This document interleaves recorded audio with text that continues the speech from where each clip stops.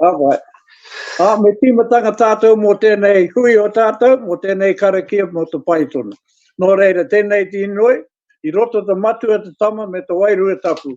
Kia a koe pā, aroa nui kia a koe, ko whakapaingi e te haere o tātou hui, engari, kia tātou, aroa nui kia a koe, ko piki ti ora kia mātou, ngā mea māwiwitanga, kia hame, me tino nui te aroa ki aia, I roto te hoi pera, nō reira, kia a koe hame, piki ti ora, nō reira, tēnei tīnoi ki a koe pā, o mai ngā kupu kōrero mō te orangatia o tēnei hui. Nō reira tēnei, me piki ti ora ki a tātou katoa, I roto te matua, te tama, me te wairua tapu, āme. Kia ora. Ka mihi te manu whakamoemati nāna ngā mana ki te uhia. Tēnā tātou ngā huru kia rere ai tēnei kaupapa nai mai, haere mai. Good to see you all. Ngā mihi, welcome to Zach, because we never saw you at the last hui through our committee and the long hui ahead. If we run into lunchtime, we'll probably have a 20-minute break or something, but it's highly important. So first up, apologies. I understand Matuahami, Mare, te Mawiwi, ka roto I te hohi pera. So Matuahami, what's his name, Dr. Marker joined us yet, not as yet, so I'll put him down for lateness. Who was the other one? Mike. Who's Mike? Sorry? Mike Paku? No, Mike's here. Mike's here. Okay. Rosie. Rose. Oh, Rose from Whanganui Arotu. Is that correct, Peter? Is Peter there? Yeah. Sorry. Oh, there's something on the chat room. Sorry, I was on mute. Yeah, that's correct. Kia ora. Correct. Okay. So Rose, can I get someone to accept the apologies, please? Move the apologies. I will. Mare and Sekina. Tautoro. Papa Bill, all in favour? Aye. Conflict of interest declarations, any? Any to register? No? No. Okay, help by. Move on to short-term replacements. Well, I haven't got anybody in the room to mention that one. So, and the Zooey. So I presume there's nobody to replace. Cool. Okay, kia ora. Confirmation of minutes from the 5th of March, 2020. Can someone screen share that, please, of the stuff? Aye. I can What do was that this, again, okay. Michelle? But I'm just asking the staff to screen share it, Papa Bill. Oh, yeah. Any additions, deletions, amendments Oh, yeah. from that hui whānau? Oh, the only one, isn't it? No, nobody else, because we've got paperwork in front of them. Yeah. Anybody got anything to? I've got an amendment. So with the terms of reference resolution 3, I believe it was Nikki, Environmental Services Advisor to the Maori Committee, if that's appropriate, and it involves full speaking rights. Mike, you might be able to fill us in, because we'd have to have approached Nahiwi and the CEO as well about this, since their staff member. Kia ora, Madam Chair. So first and foremost, from my recollection,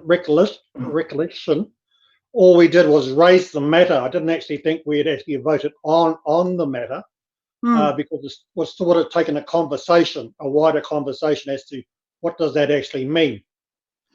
And my understanding was we were going to leave that as part of that conversation with the wānanga.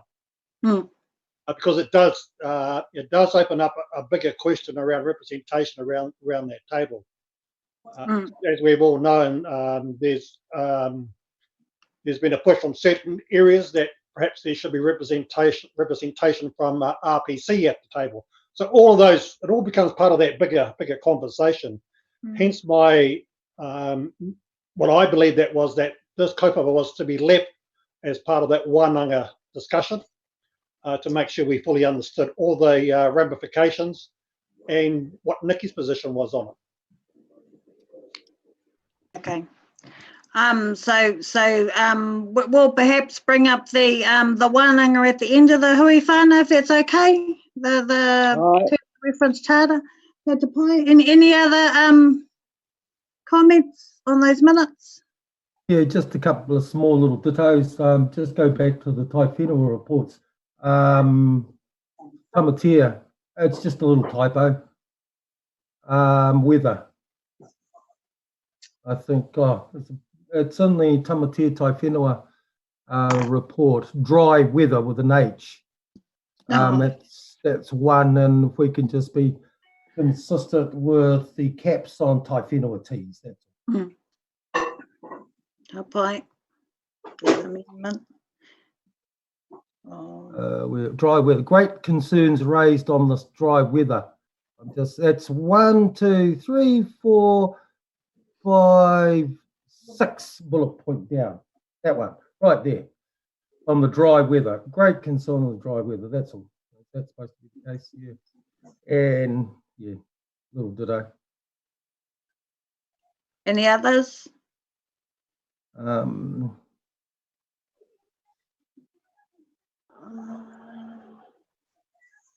Carl. Okay, then if I get someone to move the minutes, the Māori Committee meeting dated 4th of March. I might have to go back to full screen so I can see everybody. Sorry. Thank you. Was that you, Hiniwai? Yeah, I'm happy to move. Oh, kia ora. Thank you, Hiniwai. And I can have a seconder, please. Aye, tautoko. Papa Bill. All in favour? Aye. Aye. Against? That's the minutes. Okay. Sorry, I'm looking at two computers. I just queried this with Mike. I think in another hui, we usually have follow-ups, but that was our first hui for the new term. And I just trying to recall the actions. Peter Eden, I think you had action on our last hui that might require follow-up or comment. Busy gone. Peter? It's on mute. Do you remember the action point? I think it was about there might have been a kōrero. I think it's in the minute. It's in the minutes. It was about training. Yeah. Oh, for our members. We got one now. Yeah, and I think it was around training for members, and there was and I know there's been some emails flipped around in regards to resourcing and that comes through. So maybe that'll come up in the discussions because obviously we're Skyping and Zooming now, and it's just making sure and that Stellar program's available. Just making sure everyone's got enough. I suppose knowledge in how to use that area. Or that technology, the training around the making good decisions. I haven't had any feedback around that because obviously making good decisions and maybe Pity can come back and advise us on that, because generally making good decisions is done by Opus, and then it gives everyone a background on, and I've completed the training. I've done it. I've just completed my up-to-date myself because it's been 3 years. But whether the regional council will support our Māori Standing Committee members for those that want to do it. I think Mare's done it in the past. Mike Paku's done it. Whether we have that training as members to be able to facilitate our role with this position with the regional council. So and it's a budget issue. So I haven't had any feedback from that. So maybe Rex or someone or Pity may be able to comment on that. Through you, Chair, it's Pity speaking. what would be useful is perhaps if I emailed all of the Māori committee members just to get an assessment in terms of numbers and interest in the MGD course before we move forward. That has two elements to it. One is in terms of course location and delivery. The other part is in terms of cost implications across that. So if that's acceptable through the chair, I can initiate that. That's ka pai. Anything you wish to add, James? Because I know we did discuss some of this. No, ka pai. All right, Peter. Madam Chair, can I just jump in here? And I do apologise at the outset, but as part of part one, karakia welcome apologies notices, you're so fleet of foot, I just couldn't get in there ahead of you. Kia hoki mai anō kia kui kia koro. Ki te mihi kia koe rā e Zach, anei rā tāu nei hui tuatahi kai runga ki tēnei o ngā komiti Māori. Hoeno ko tā koe mihi kia koe, e matakanohi mai kai runga ki tēnei o ngā komiti. Ka tika hoki kia mihi ki nā ngā taumahatanga kai rungi o pokohiwi. Kia rātau kua mene atu ki te pō, kai tuatu rā I ēnei te hua ketoa uhia nei te katoa, tai hoki ki ēnei rā. Ngā mate kai rungi o koutou whariki hea, hei wahi anō ma tā ua hei tangi, hei maringi roi mata mō rātau kua mene atu ki te pō. Hoi anō, Chair, ko tētahi atu o tāku nei kaupapa, ka tai mai tētahi o ngā matakanohi hou, mai ki roto I tēnei rōpu e kia nei Maori Partnerships, ko te mea tino puti puti kai wainganui I a tātou I te rangi nei. The youngest in amongst us of the faces on our Zoom, ko te Wairama Munro tēnā. Ka tahi anō ka timata I tōna mahi kei runga I te kaunihira ārohe a te matau a Māui, kei tāku rōpu noiho.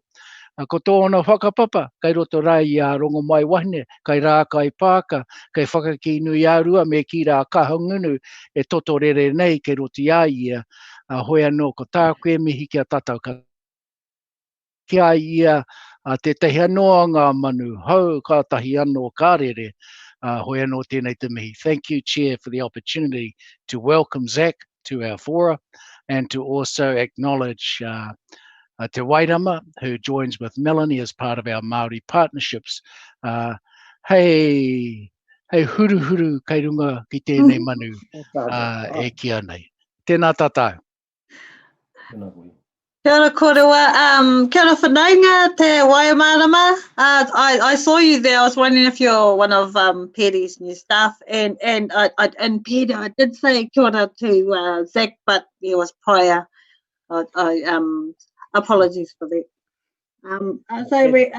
Welcome. Well, it's just that I know we've got a large agenda, so I'm trying to move us along. So just getting back to the action point, so it'll most surely be good in getting a stock take from those members that want to undertake the training. I would recommend the training because it will, when we're in these, we've got a large agenda. For those that want to do the training, it gives you a good gives you good knowledge on the Act and how you can implement the Act for Māori, and then that obviously supports your tai whenua when you're making decisions in regards to that resource consent process. And I know it's going through some major changes, but if you have the time and I would recommend doing the training if that's available. That's just my whakaaro on that. And I suppose the benefit for the council is when we're having these discussions, then people are a lot more informed when they're commenting and they're talking about how the Act impacts for Māori. And I see in some of the reports in that discussion topics, obviously, I suppose when we're looking at mana whenua and we're looking at Section 6 and Section 7 of the Act, some of those staff may identify those as just for information sessions only, but I think when we look at if we look at the Pest Management Act and that, I suppose Māori's got active interest in that, especially when we're talking about the Moahaka area, because whānau have commented they're not happy with 1080 being dropped, and so it's more than an information session that's getting buy-in. So just as an example, sorry for training and that how it helps, and it's quite important to do that training. Thank you, Peter. Yeah, I think it's an essential, really, isn't it? Yes.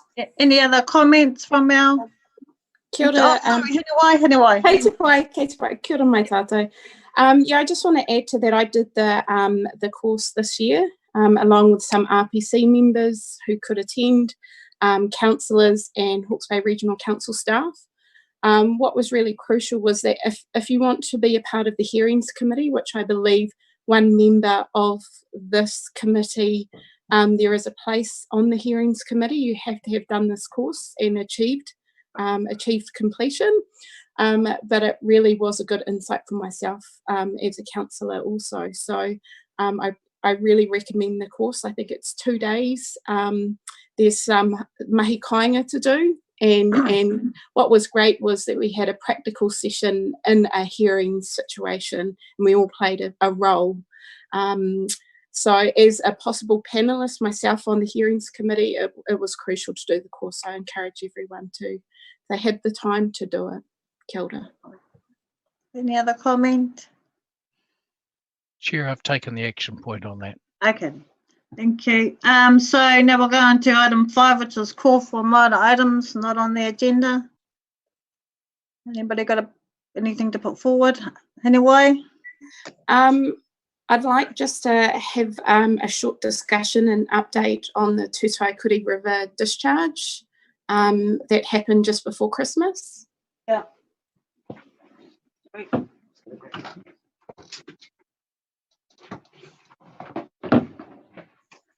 Tutaikuri River discharge. Any others? Oh, okay, so that comes at the end of the meeting, doesn't it? So I'll move on to Take Reporta a Takiwa. So first up, Peretanga Tai Whenua. Presume that Michael Mare going to lead this one. Mare, I'll leave this with you.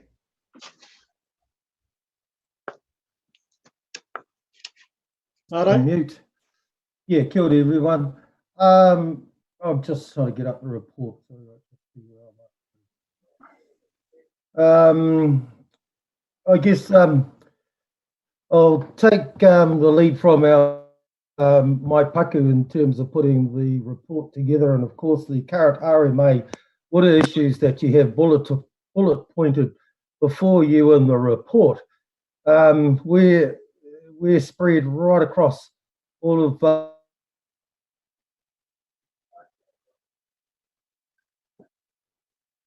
Go on. Go on and phrase it up. Would you be able to carry on for us, Mike, in the interim?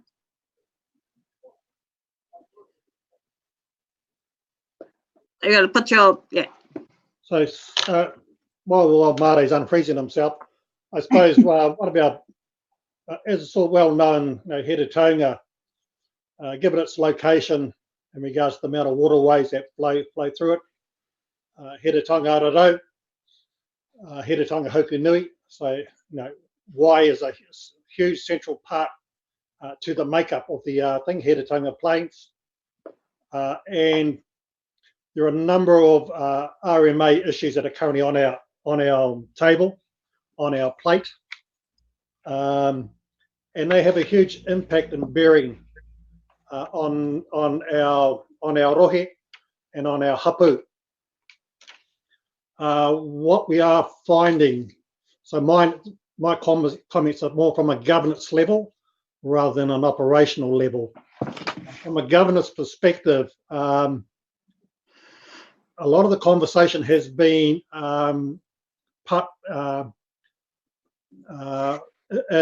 if you like, covering certain sections of that overall conversation around water. And our whānau and our hapu are finding it frustrating, challenging to keep up with all the various issues that are landing at our feet around RMA.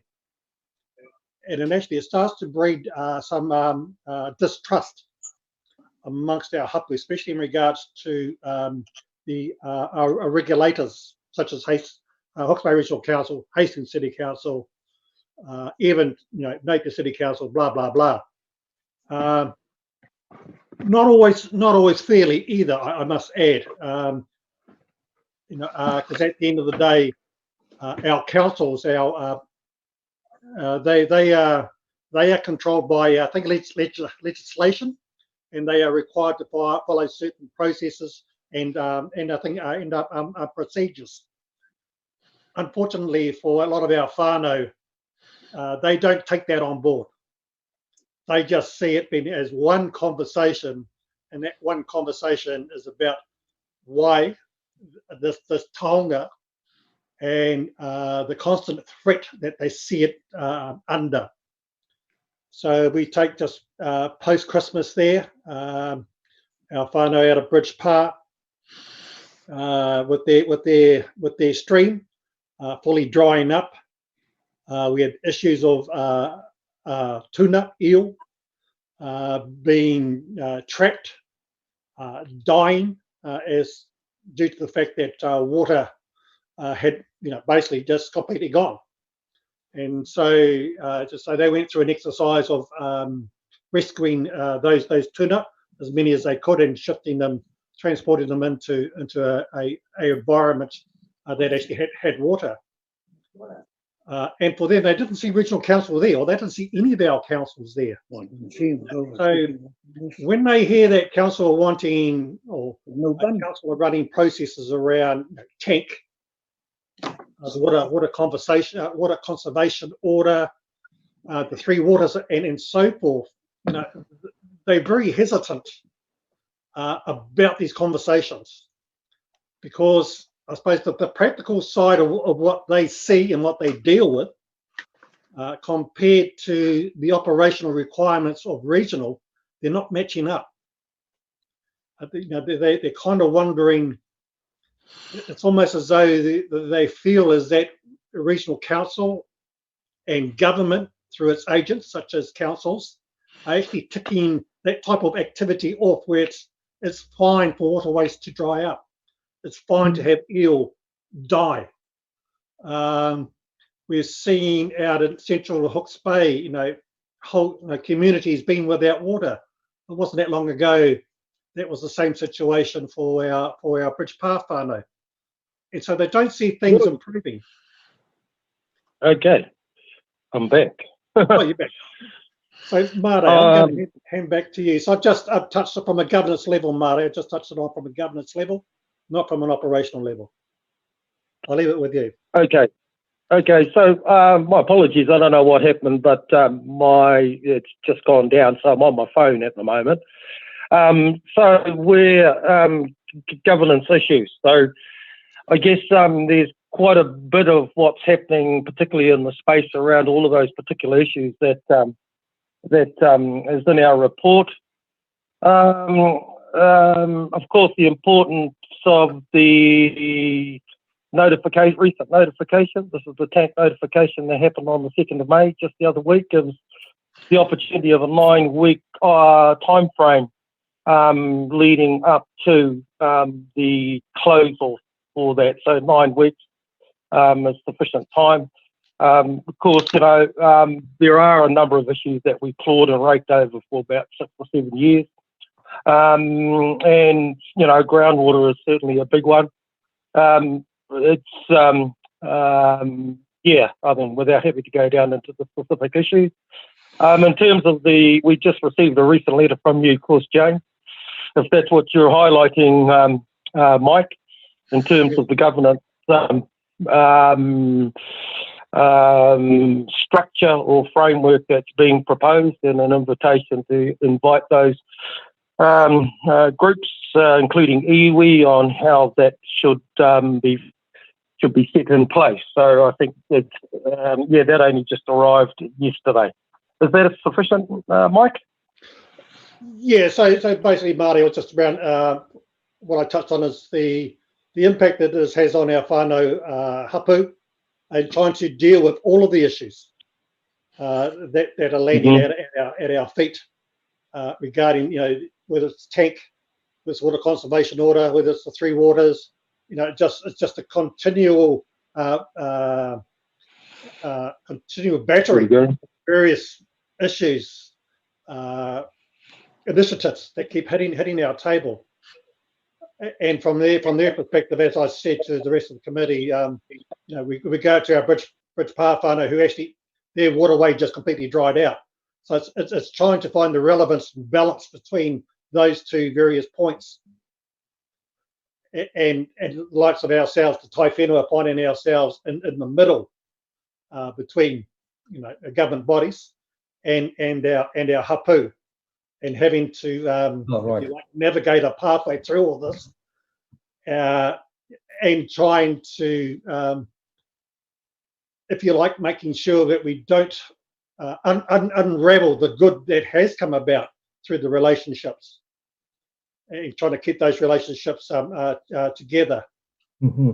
So that was the point I was really trying to make is I think regional council really, I think at times doesn't, not so much appreciates, not quite the right word, perhaps doesn't grasp the multitude of issues that we are having to face and navigate as tai whenua, as being representatives of our whānau, also trying to strike and balance good relationships with our various territorial authorities. So it's a bit of a minefield at times, and at times we may appear to be taking a cautious pathway, but that has come about from experience of being kicked numerous times by our whānau and our hapu and our aunties, giving us a bit of a slap around the ears now and again. But we just really wanted to highlight that issue, especially for Heretonga. As I said, Heretonga Arado, Heretonga Hopunui. Water is such a critical part of who we are and our makeup, and that's really brought home by the number of these resource consent issues that keep constantly coming up and coming onto our table. Kia ora, Madam Chair. Korua. Any comment? Mel, quick. Kia ora, Zach Makwari here. Oh, kia ora, Zach. Kia ora, whānau. Kia ora, Piripi, for your mihi, and Uncle Bill for your karakia. Uncle, lovely to see you, fat ass. Looking better than me and Mare. Speak for yourself, please. Must be the water up there. Must be the water. Must be.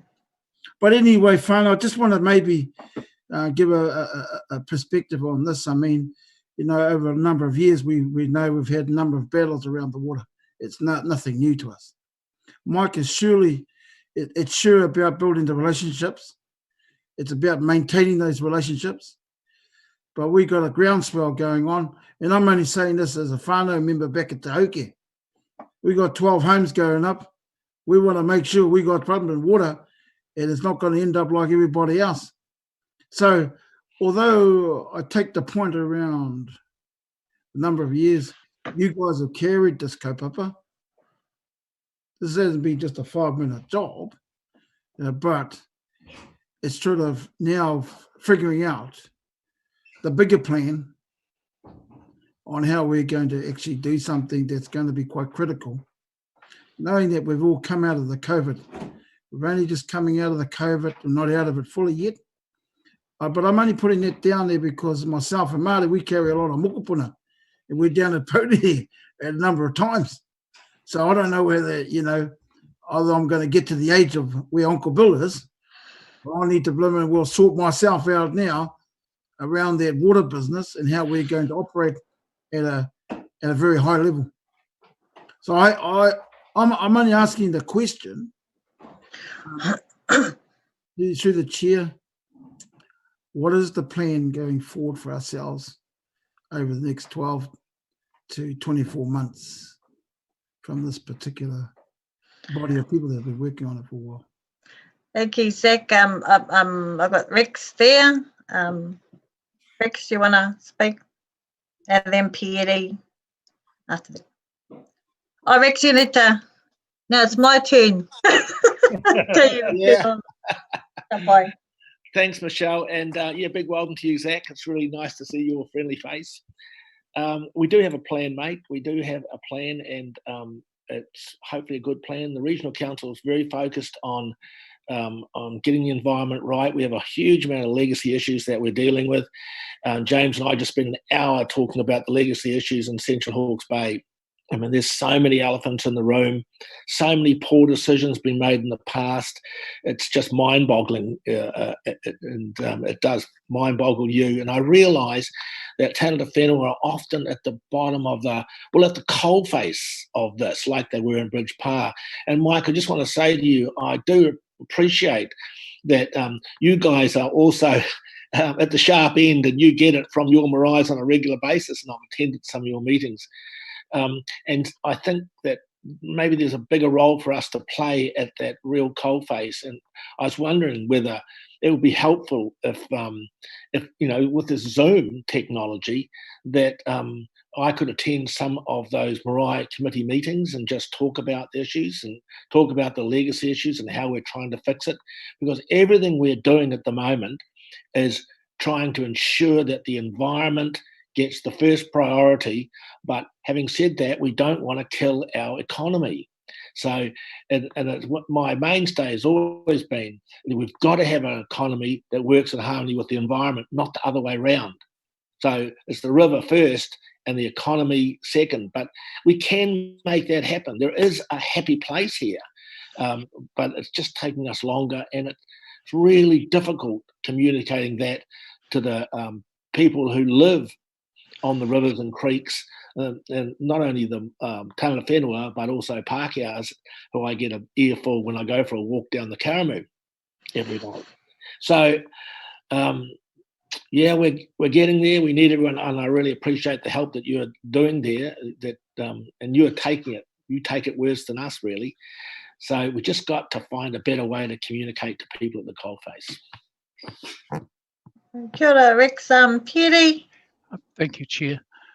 So first, just to acknowledge your point, Mike, and yes, that is the reality at your end in terms of the myriad of issues that confront the tai whenua. And long may the aunties and uncles be your tuara that keeps you honest in that process. I wanted to reflect back to July last year. And that was when we invited a rōpū from Otautahi, from Waitaha, Mahanui Kurataiao. I say this not to be a silver bullet in terms of how do we manage that expanse that you're having to deal with in the environmental space. This is something that I know have such an environmental unit operating down there at Heretaunga Tai Whenua. But reflecting back on Mahanui Kurataiao, therein lies potentially a solution for Matau a Maui wide in terms of taking some of that pressure off you as Tai Whenua, not taking away the onus of that and your responsibility back to your respective hapu and marae. But it's an instrument I think that we need to continue to look at. It has to be iwi-led. That was the point that came out of that hui last year.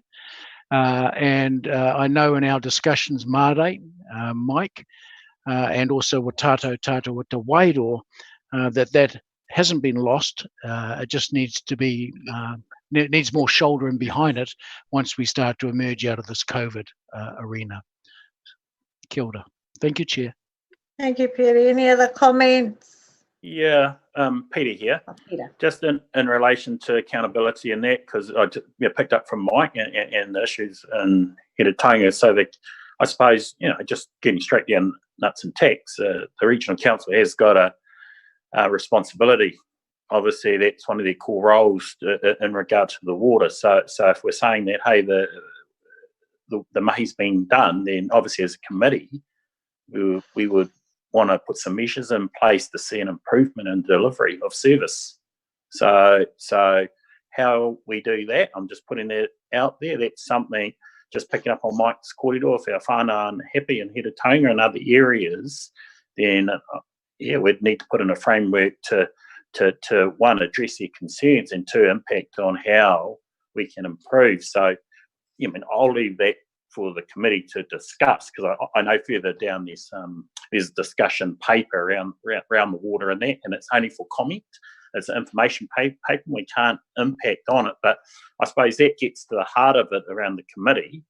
If it's only a discussion topic, and now we're talking about it's an important topic for Maori, in that governance role, I might talk about governance, then obviously for us to have impact, we need to be impacting up at the top level, and then holding people accountable, and the regional council is accountable for managing water. So that's one of the key priority tasks. So how that works in the framework, and as committee, we're all committee members, so we all need to play an active leadership role for Māori in implementing change, and then holding, it's like accountability. So who's accountable? Well, the regional council, they're the ones that manage that process. So that's up to Rex and James to make sure they're addressing those concerns that Māori are saying. And I'm just reflecting that on Mike and the Heretaunga Taiwhenua's report.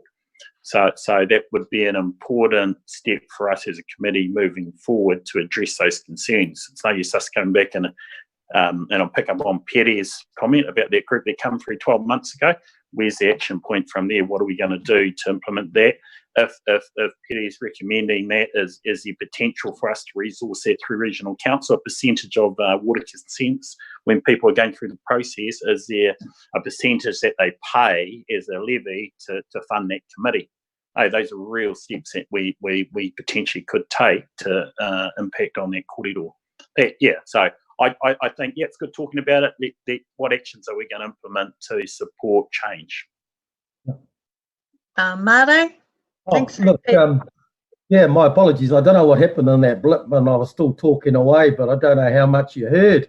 But just to sort of wrap this conversation up, I think, somewhere in amongst what, it's like a yin and yang, and you're trying to find yourself in the middle. So it does, as Rex said, balances itself out, both with what the environment, well-being, and of course the economic prosperity for this region.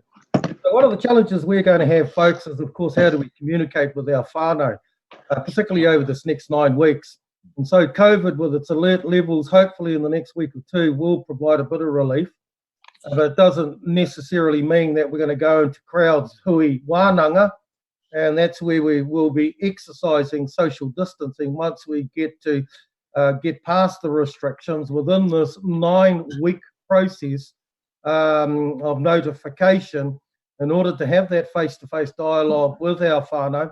And thank you for the invitation, Rex. If we can Zoom people into the hui, I think that's just another way by which, in this kind of new norm of communicating with each other, it doesn't remove, of course, the ability of coming face-to-face as we usually do these sorts of things. Continuing on with the communication, I've already spoken to Mike that we may as well go to the heart of the uncles and aunties that are giving us a little bit of stick, and that's Bridge Pa, because they've got some really pushing issues there, and hopefully within, leading up to the close-off, and then we can start to outline a plan. I guess everyone's got a plan as to how we'd like to see this all unfold. And while we've got the draft plan, which has come out, quite a lengthy document, and there's a lot in it. There's some good things that are going on. There's some good things that are going on with some of the council staff, but typically we come in at the high end of standard and saying, surely we can lift our socks, we can play the game at a much higher level. And that's where we come in from, folks. It's about standard settings, not using plain on words such as guidelines. We need something hard and fast. So there is a plan, and I think that'll emerge from our perspective. It's where the middle ground is overall. We don't want this being a burden on our ratepayer, our taxpayer. We've had 120 years of looking at each other as a treaty partner. It's about time we just moved on. And if we can ensure that we've got the mix, the balance, the blend, and this new post-COVID scenario, which is another layer of kind of complexity coming at us, I'm sure we'd be better as a community. Kia ora. Kia ora, Mare. Any other comment? Ka pai. Thank you, Hira Taunga. Katarina, do you want to open our Wairau reports? Excuse me. Yeah, Katarina, you're gonna, your volume, your sound. Katarina. Just unmuting. I'm just gonna, got mine in about 24 hours late, sorry. Here it is.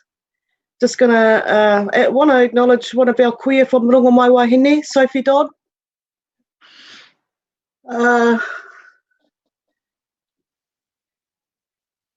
Yeah, moi mai rā I te mārei kura. This COVID-19 response for Wairoa has been huge and collective, and really a lot of whakakotahi happening amongst our people. It's been quite amazing.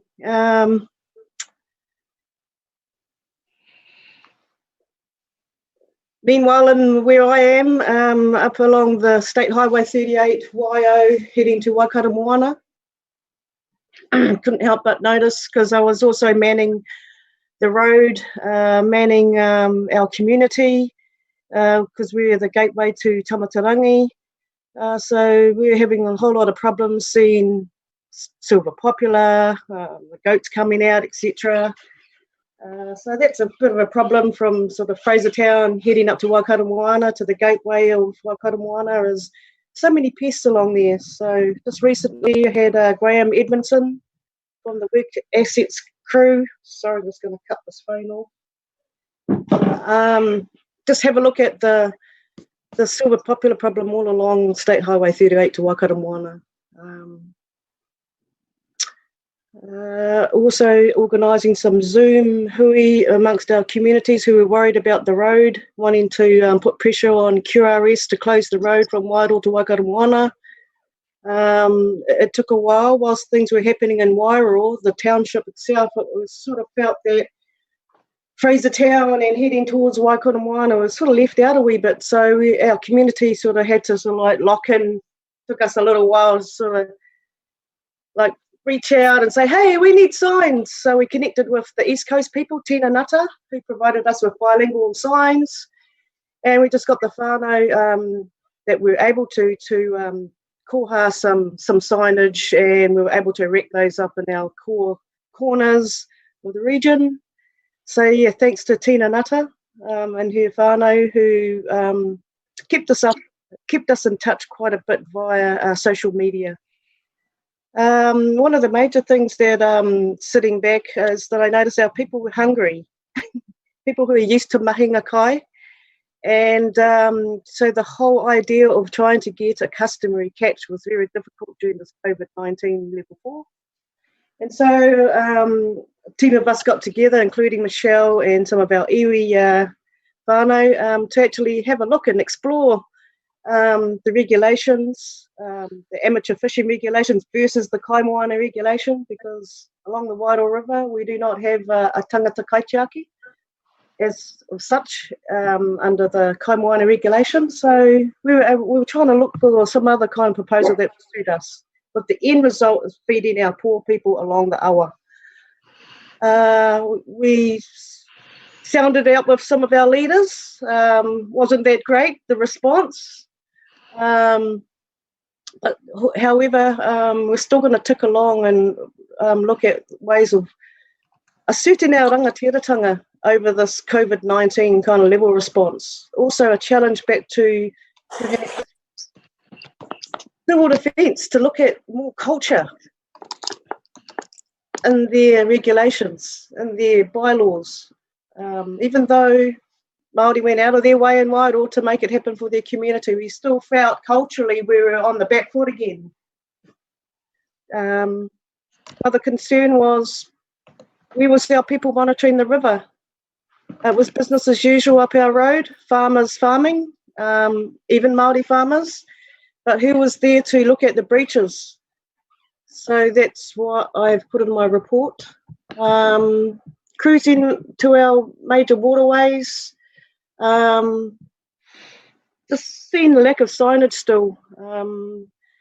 Okay, yes, we do see it at the ski club and the yacht club, but nowhere else. Not at Spooner's Point, not in the car park at Whakamahi. Just things to say that it is not safe to swim or walk around here and touch the wai. Also, during the lockdown, managed to get together with the Wairoa wastewater submitters to meet the deadline to hand our comments, suggestions to the conditions for the Wairoa wastewater discharge. That was met, and we're still waiting some feedback from Wairoa District Council and co. This week, Graham Edmondson and his team have recommenced their work along the awa in regards to all the affected marae, urupa, along the Wairoa River. So commenced at Pakowhai marae, spent 3 days there stacking trees and clearing the banks. They're at Takitumu this week, and we'll be following up to Whakapau around Hinamihi area next week. So I think one of the last sites in the cultural assessment is Kihitu around Te Rauhina, where there's a bank eroded. And according to the engineer, I think we're going to work hand in hand with maybe the regional park kaupapa as well. So I'll give you some more feedback and draw up results on the feedback from tangata whenua as this work is progressing quite nicely. There's probably in this report, with my follow-up report, there have been some other suggestions around Pakowhai marae and Rua Taniwha. Otherwise, that's all I have. I'd like to just offer this quick report as my report on behalf of Wairoa. Ngā mihi. Kia ora. Kia ora, Katarina. So a couple of things. I'll take my own report as read, and just in support of what Katarina's speaking about. One query, please, James, and that was around the Pakowhai marae. We nicknamed him Laweri, I think it was David, Katarina. The engineer came around with you and did the cultural impact assessment and looked at the river. So Pakowhai, there was a concern about the speed of the river there, and that's why it's eating into the bank and tunnelling under. And he did speak to the mana whenua of that area and ourselves about gabion baskets or something to create, to slow down the flow. Because then when we have the flooding events, well, that's going to create more impact.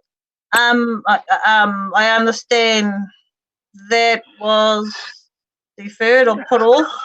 So I just want to follow up on that, because of all the marae and urupa, the wāhi tapu, Pakowhai and Rua Taniwha were priority, and I also see that there's been an addition, Katarina, to Taihoa.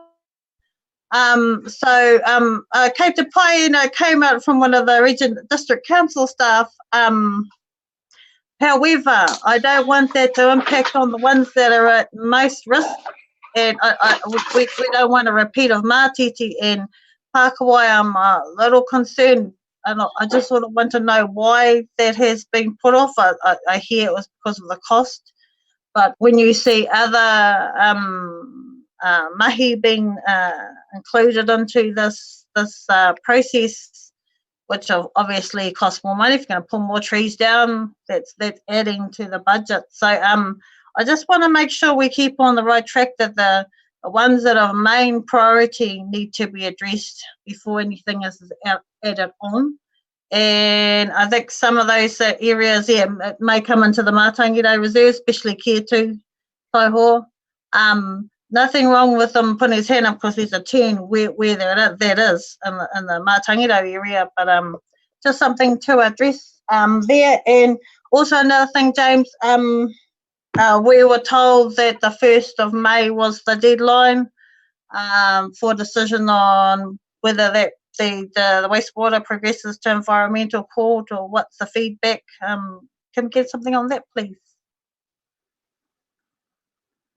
Kia ora, Michelle. Look, I'll have to come back to you on the Pakowhai marae issue. I wasn't aware that any work had been put on hold, and we don't have Chris Dolly on the call today. So I'll follow that up and come back to you, and certainly report formally back to the committee's next meeting. I did see, Liz Lambert's on the line.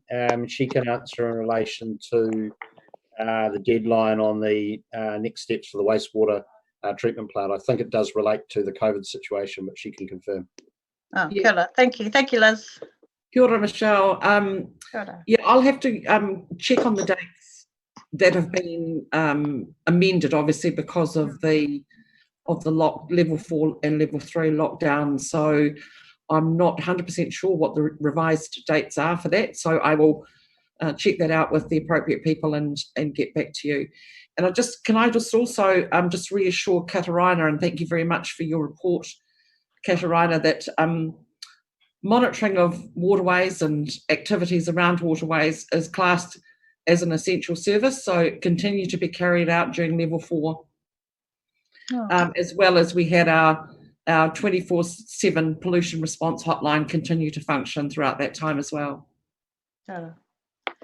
Thanks, Liz. Excuse me, Michelle. Can I just clarify there? I think just so we're clear. So Liz is referring to the regulatory compliance monitoring.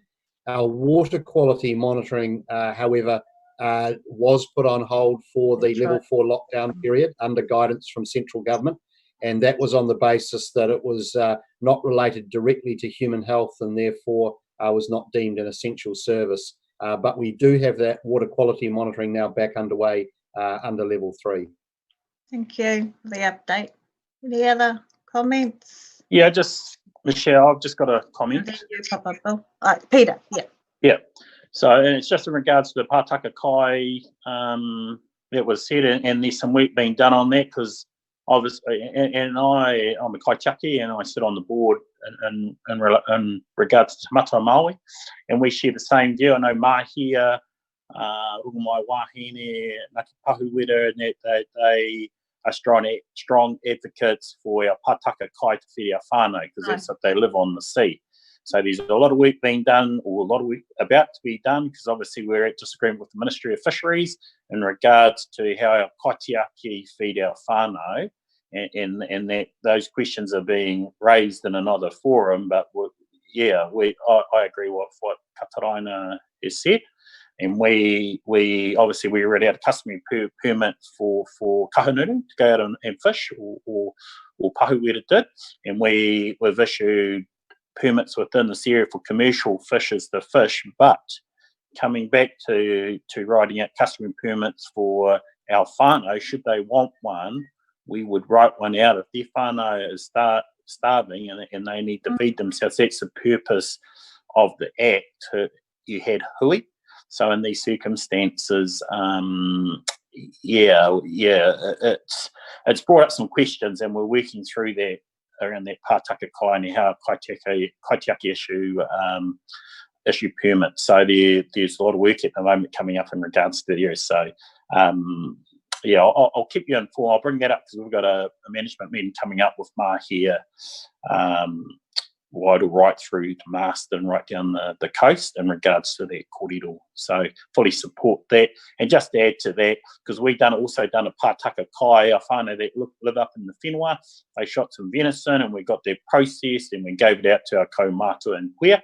So I'm just saying fisheries Pātaka also, we're talking about our ngāhere, our whānau that live in the ranges or in the mountains, they gave a koha back to our whānau that needed meat. So I'm just saying for fish and meat, you can work through both processes. Kia ora. Yeah, most definitely. There was a concern for us coming from that Maunga Kai background, having a Whakainta family, especially with our forestries involving tātai.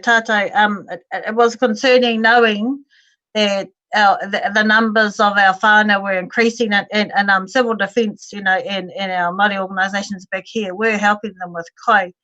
But there's a saying back here, you should never starve in Wairau, but we couldn't touch our awa.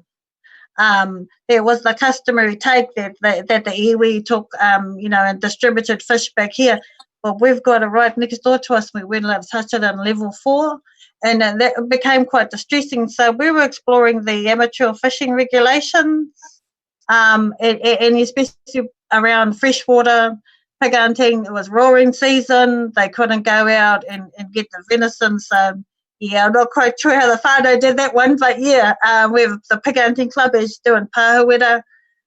So we're keeping up those discussions about mahinga kai.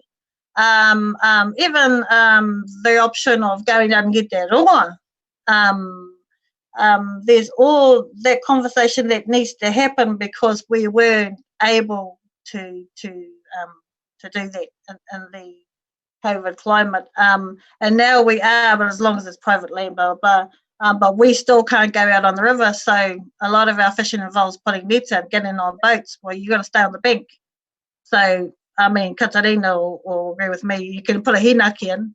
That's 1 metre of water, probably pertaining to fly fishing or something. But it's no good when you want to go out and get flounder and kahawai and well, you can get kahawai for the mouth, but you know the types of netting we do. So yeah, as I concerned. Any other further comment? Did I see somebody else's hand? Sorry, I'm having to look all over the place. Oh, Papa Bill. You gotta put your sound on, Papa Bill. Do you know to put your sound on? Is your son there? Ah, is it on now? Yeah, it's on. Aye. Yes. Aye. Is it on? Aye. Yep. Yes. Kia ora, is it on? Yep. And it's Papa Bill, we can hear you. They can hear you. Okay. If you turn to page 8, if you haven't got it already in front of you, and that's the minor items not on the agenda. Yeah. And I'm top of the list there, and I'd like to inform the committee that I put that on hold because of the virus that can't allow us to meet, and I want consultation with Whakaki people, Mahia people, and also the Wairua people of the concerns of the Ngamotu, Whakaki, and the Mangawhio lagoons. So until I've done that, then I will report back to you, James. And I mentioned it at the last meeting. And in the meantime, those 3 areas will still continue to fill up with the residue from the hills and hillocks of the Wairua community. So thank you very much, but that'll be coming up. I'm getting maps done of those 3 areas so that I can talk to the people and get the consultation. Hopefully I get 95% okay before we push the regional council to actually do it. Kia ora. Kia ora, Papa Bill. So that's an update from Papa Bill. Any other comment or point? So we'll move on to Tamatea. Tamatia's report. Who's going to lead that one? Oh, and kia ora, Roger. Tēnā koutou. Mihi. Mihi. Yes, as I haven't got my written report there because it's been distributed. But since the last meeting, we've been fully occupied with COVID-19 response. And as we work from a very small pool of people, everybody gets involved. So from just before the lockdown, it was put to us to put together some kind of reaction plan, and the upshot of that was to establish a hub. So the Tai Whenua offices closed, and a hub of workers was put into place. So from that hub, there's 5 workers, a coordinator, administrator, a health worker, and a security hygiene person, and that has been the working hub. Out from that, there's been what we've called community champions, and they have operated in each community. There's been a person there. So that is a functioning hub and has been since the move to level 4 lockdown. The drop to level 3 hasn't changed anything. We're still operating the same way. So those people are fully operational now, with support from Central Hawke's Bay District Council. Everybody has mobile phones and iPads, and our headquarters has a large screen for Zoom with the Zoom facility. So we're fully sort of connected to the internet and operating in that particular way. It is working very well.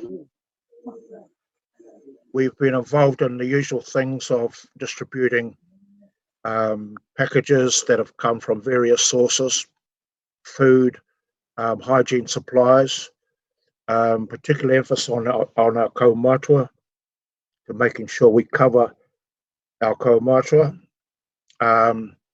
And we've discovered a number of Maori families who live in the district, which we weren't actually aware of through this process. So because of the freezing works, we have a lot of non-tangata whenua Māori living in this area, and sometimes we know them and sometimes we don't know them. So this has been an opportunity to connect all those people, and we've got a very solid network now, up-to-date network of where people live and who they are as a result of that. From deliveries, of course, it then moved on to social issues, assistance with beneficiaries, any families that are really struggling, and how we engage with them, because many of our people are reluctant to come forward for assistance. So that's been working on that, and we're in touch with all of the civil defence groups in Central Hawke's Bay and the associated government agencies, etc. So we act as a link point to from the whānau through to the agencies which can give them support.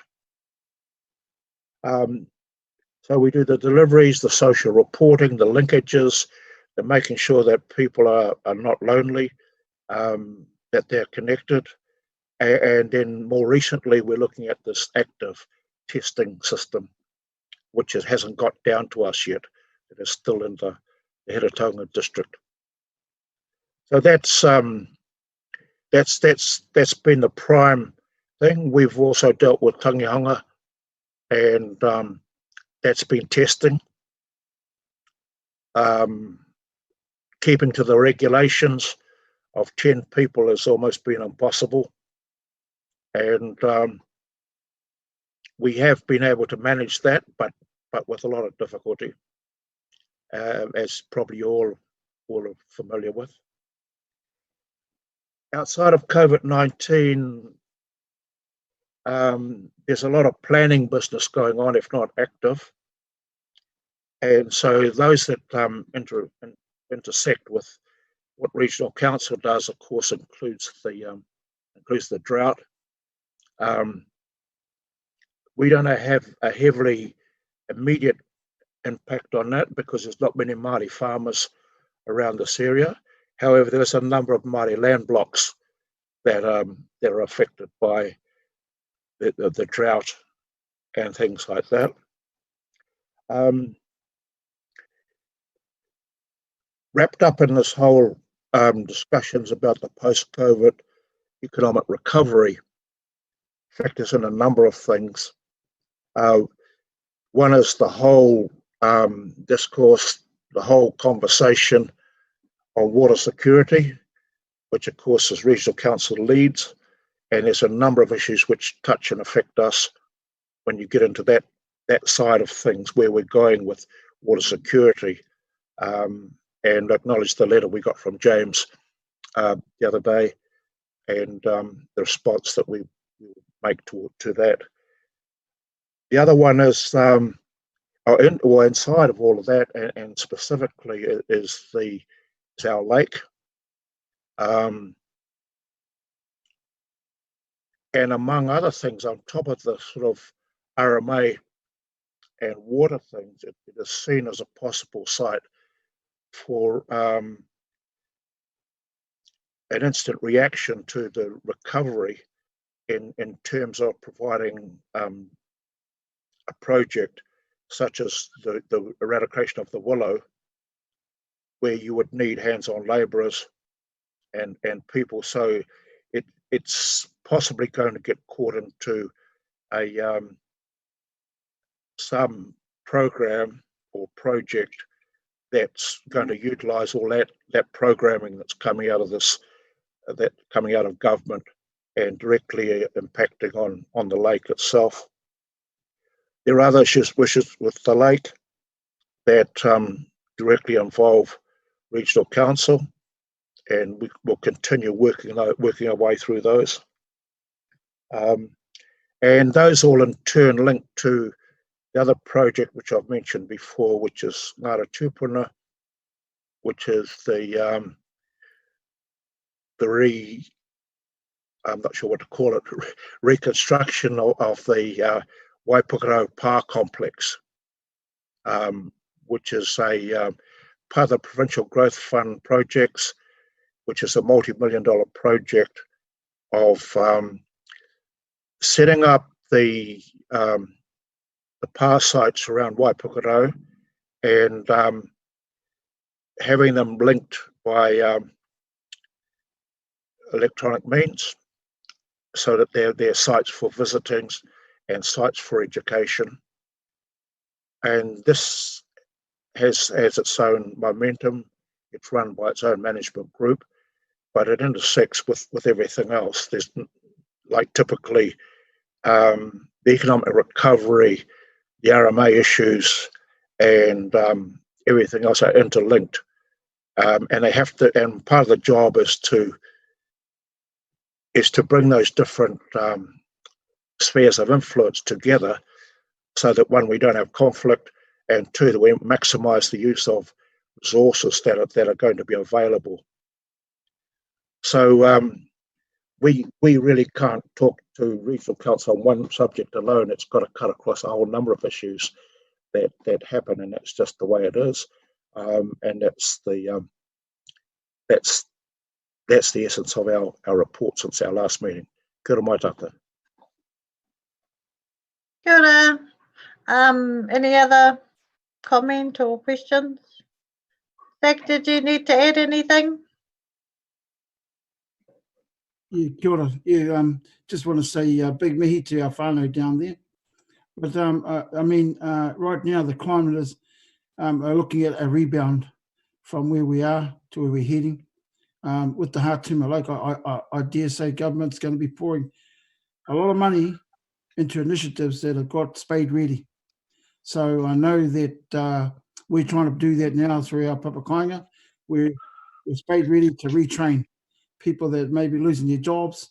And I'm only raising this because it all cuts in around the ability to connect and build a better mindset around what our future may look like, specifically, not just for Māori, but for all New Zealanders. Now we can reach some of these milestones that are just sitting in there for us. So, no, Roger, to the whānau down there, nice to add. Kia ora, Paula. Kia ora, Zach. Paula. Kia ora. Kia ora, whanaunga. Kia ora, te whānau. Wow. I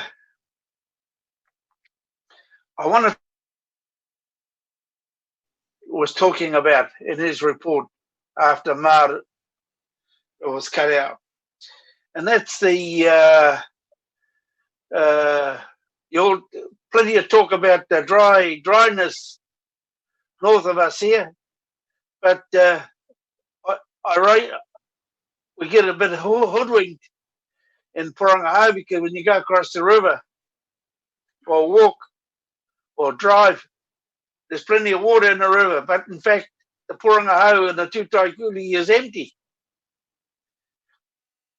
And my bitch is that I just see on my emails, they're still doing consents. So if they don't know there's no water out here, I'm telling you now, I've never seen the Porangahau in the trickle. So there's there's some concerns. And we talked about this some months ago. And someone said, how do you stop it? Just stop consenting. That's how you do it. We have to bite the bullet at some stage and stop all these things. And of course, COVID-19 arrives on our doorstep. And for us oldies out here, we can't move because all our youngies are concerned for us. Concerned that if we catch it, there'll be a tangi. I just want to say to Roger, the Hei Tamate COVID-19 Response Hub has been absolutely a lifesaver and a godsend for us as matua, kaumatua here no Poranga.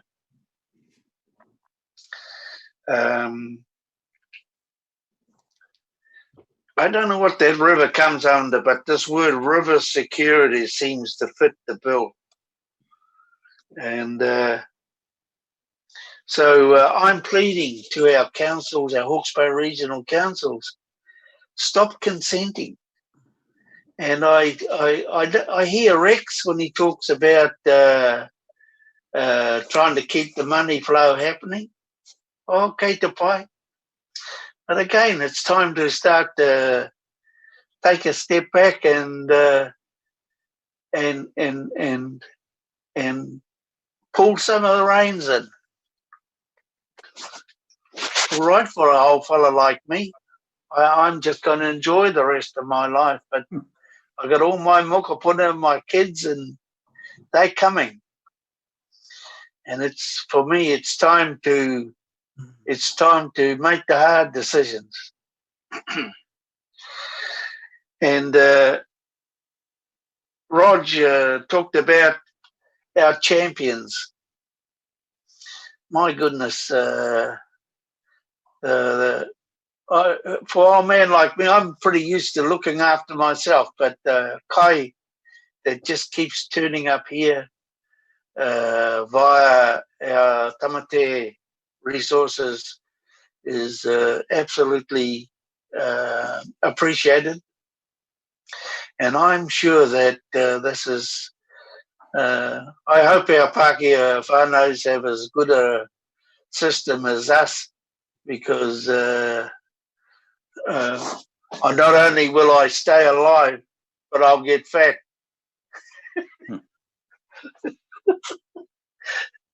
So I just want to say to us, kia kaha, kia manawanui, our Maori committee. The paperwork, I wish it was in a little bit more layman's terms.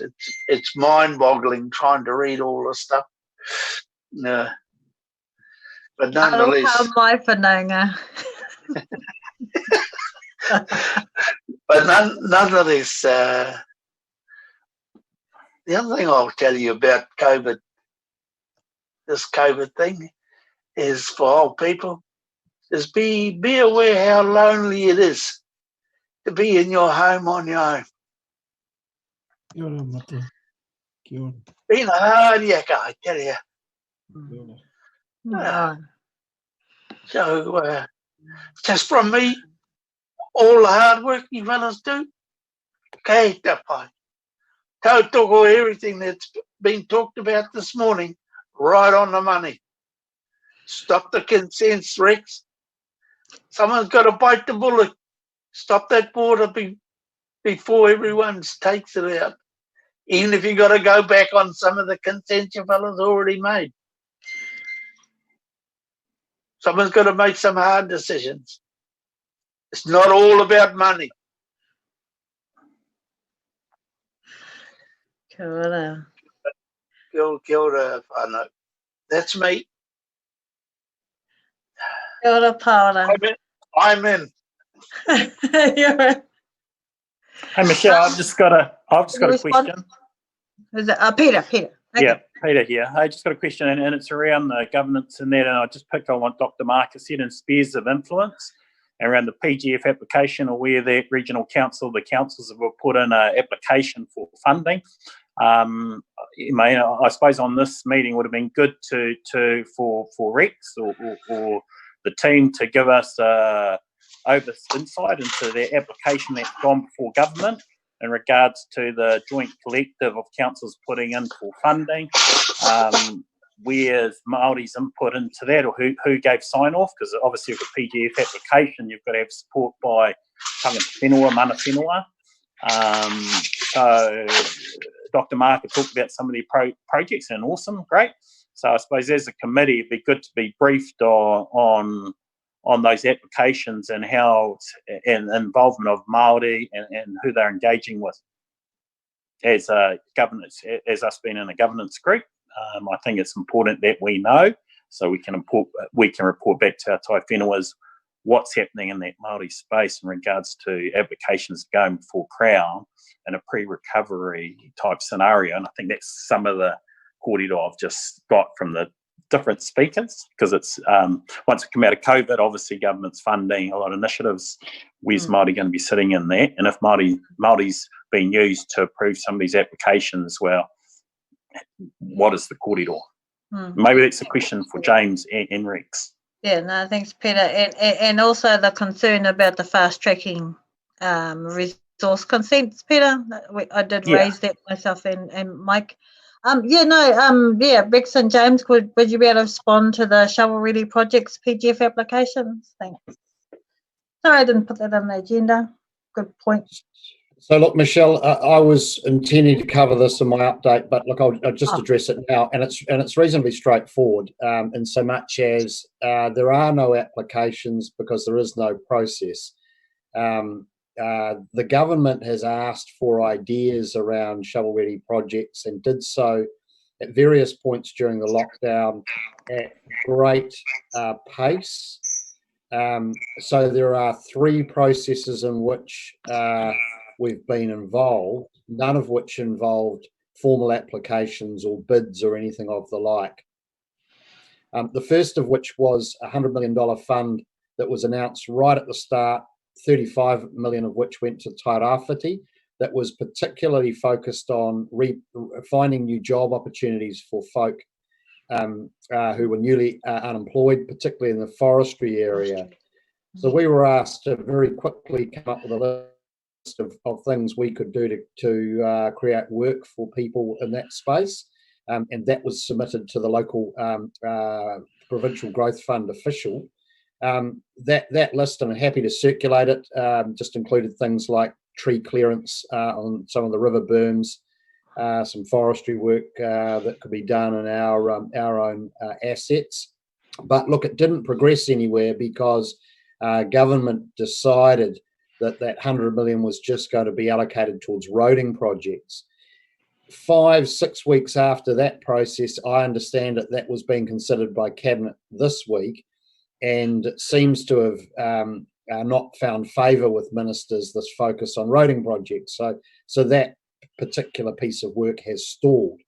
The second piece of work was in relation to the Provincial Growth Fund, and whether or not the existing Provincial Growth Fund criteria was fit for purpose post-COVID. So government asked for new ideas of shovel-ready projects for Provincial Growth Fund. What the Regional Council did is it worked with every other regional council in New Zealand over a period of about 48 hours to come up with a list of projects right across sort of biodiversity, pest control, tree planting, all those sorts of things. We've got a long list, over $100 million worth of potential projects, including a significant expansion of our regional parks. Again, I'm happy to circulate that list. And just to be clear, none of these are worked up proposals or bids from council. They are just expressions of interest in terms of ideas that we have. So look, that went in as part of a regional council collective. There was also a package put forward around flood control schemes by regional councils across New Zealand, of which we had some projects, particularly the Hiri Tonga Plains flood scheme upgrade, in there. That's not shovel ready. That's still a couple of years away, but it was included for completion in a package that went to central government, particularly around the climate change adaptation question. Again, no clear funding mechanism, not clear where that's got to with government. It was just put forward as this kind of a shovel-ready concept.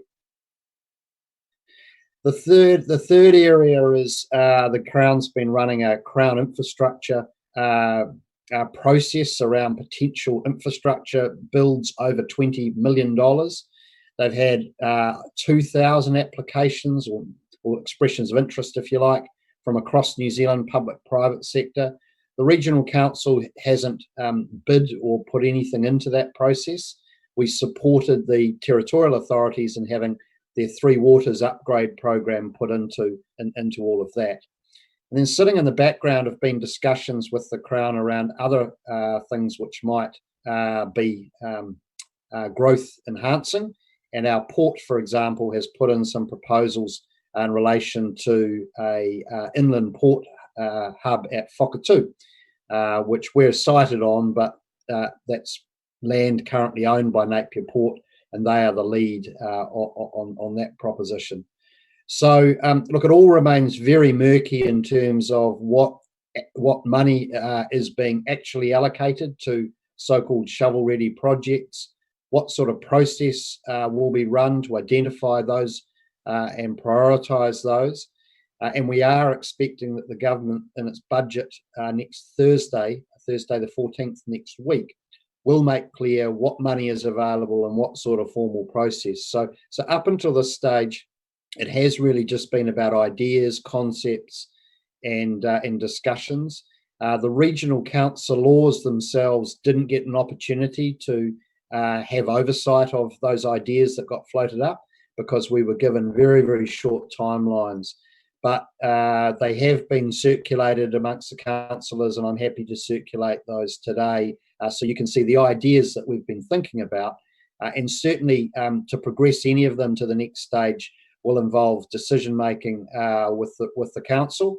And as per all of their major decisions, I'm sure that they'll want advice from the Maori committee in terms of your perspectives of those proposals. So when I circulate the list today, we'd welcome a discussion at the next meeting of Māori committee on the ideas that are in there and whether you've got other ones.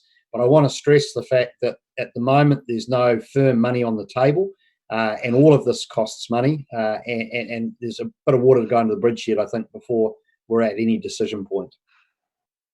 Thank you, James. Rex. Oh, the volume, the sound, Rex. It's still not back. I was going to raise this my report now, but I think I'll just, this part of it would be good to talk to right now. James will circulate the work that our staff have done on regional parks, which is a very extensive program. Haniwai and I have been chatting periodically on this because this is something close to our hearts.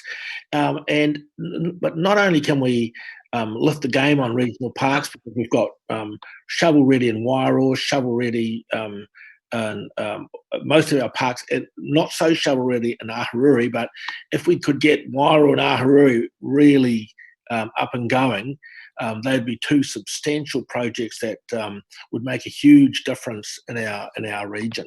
So, but regional parks are great because they've got trees and stuff and walkways and everything else, and celebrating the history of the spots. But they're also good because we do have those issues of a whole lot of people are going to be unemployed, especially in tourism. And up until Christmas, this would be an opportunity to employ people that are highly skilled at making coffee, but not so skilled at planting trees. But so it is a chance that we could employ a lot of people. So that's quite close to our heart. One of the things that James did miss that is absolutely shovel ready is our land change project in Wairoa, and I wanted to talk a bit more about that, but I'll do it now. I've been focused on land change project in Wairoa for some time now because I feel since forestation is taking such a hold, that a huge amount of our sheep and beef land is being taken up by forest. There's not a lot we can do about that while the government have got the current policy in place.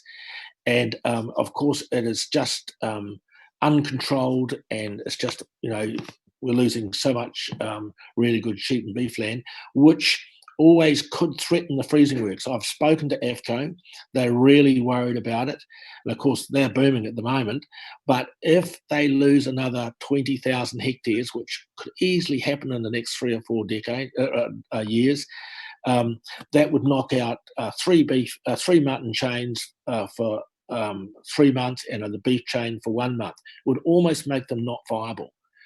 So I don't think that's going to happen, but because we need to focus on that complete reforestation which is going on. It's all pines, of course, but the great asset the Wairoa has, of course, is huge amount of fertile flat land with water and a really good temperate climate, really suited to horticulture. It hasn't happened over the years, but for all sorts of reasons. But I just see this as a great opportunity for us to have horticulture in Wairoa, whole mixture of different type of crops. And we've gone to the government on that, and we're very close, and I think that we will get it, the funds that we've asked for. So we just a year ago we formed a governance group, which is the Wairoa District Council and Regional Council. We basically drove it, but the Tautau Wairoa is now a 25% partner, and they put up a substantial amount of capital to help make this happen, and Parawera have now joined us. So we think we've got a really good governance group. We talk regularly about how moving this forward, and it's a really good group of people who are keen to make this happen. So we haven't communicated really well back into anyone really, and we had a real good session on that, how we're going to communicate our vision much better back into the actual people on the land. But we need to do that better. That's basically what it is. Thank you, Rex. Any other comment? Did that answer your question, Peter? I suppose that my focus would be, and James said it at the start, where I think 20 million or whatever went to Taira Whiti and that. And because if we look at the current environment where we are, there's a lot of people being unemployed, and that's terrible.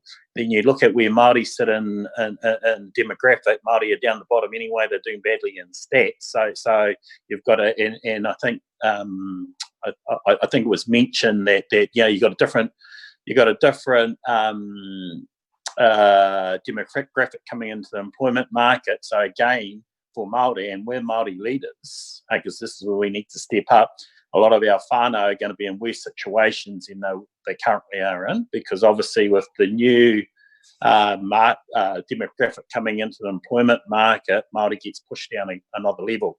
So I suppose when we're looking at these proactive steps around employment, how are we going to work within that Māori environment to get our whānau into employment? So that's a key consideration that needs to be taken into any factors when you're talking about employment, because Māori are the worst affected in the current climate. So that would be a very important part in anyone's process when they're going through this planning process. How do we work with the ones that are most vulnerable, which is Māori? So that would be my key takeaway fact when you're building planning, is how do we work with that demographic going and forward. I suppose how it addresses the environmental and cultural well-being projects.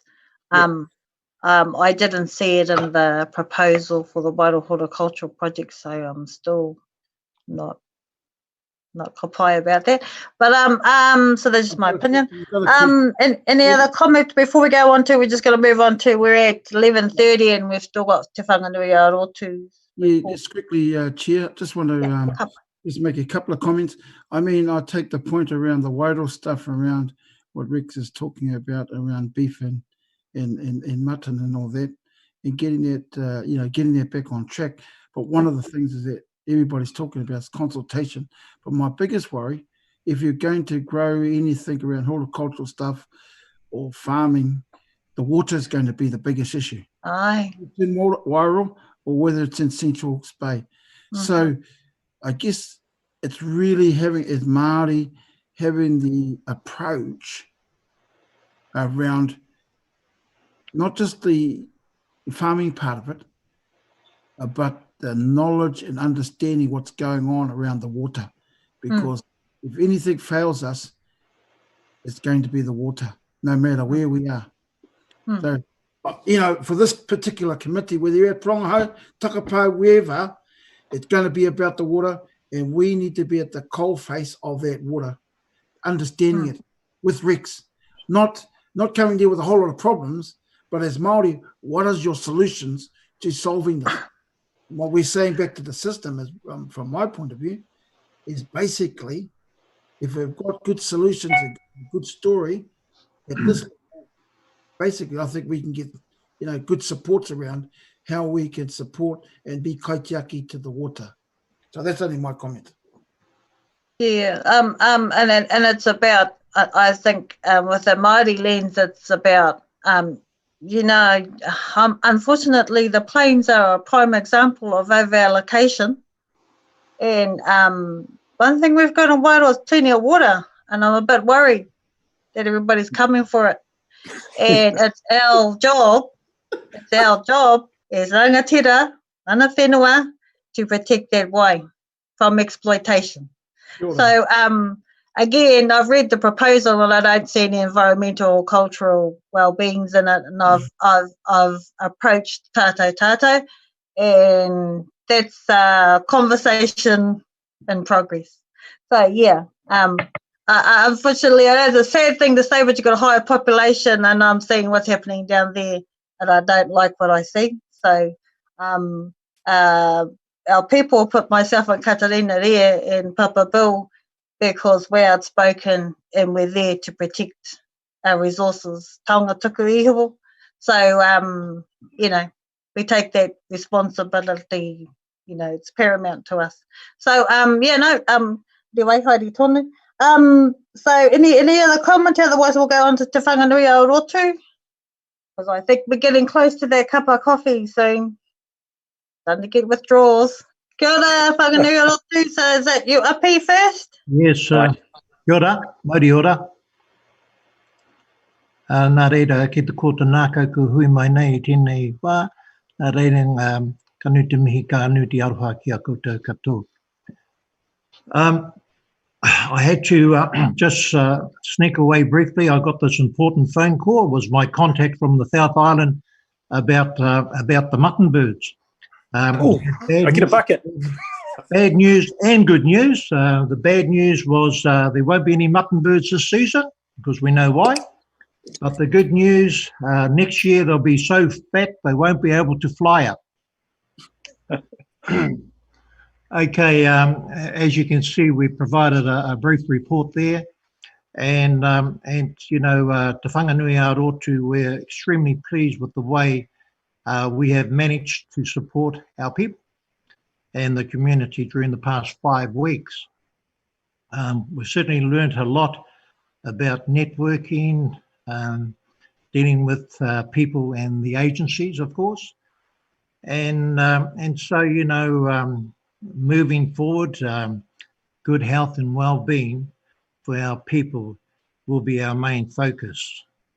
Can I just say, just have a comment on the water issues that we've been hearing and talking about this morning? What happened in Breach Pa happened many, many years ago, 25, 30 years ago. And most of us weren't involved in that. So,